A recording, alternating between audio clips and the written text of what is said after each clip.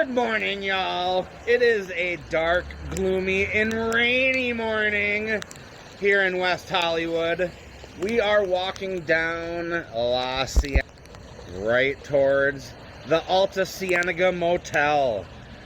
This was Jim's favorite motel to stay in when him and Pam got into a fight, which was quite often, whether it was their infidelity, Jim going to the strip clubs, whatever the case may be.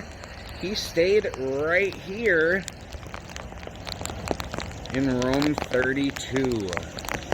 We will not be able to get in there because it is closed. It shut down 2021 when the pandemic hit, COVID, and they have not reopened.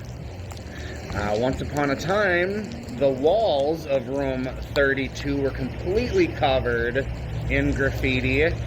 And here's a couple pictures of what it used to look like before they painted over everything.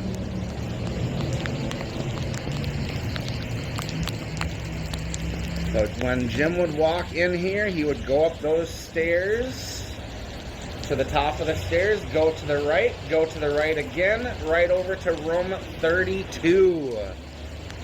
And that was his spot. Cars hiss by my window. 1005.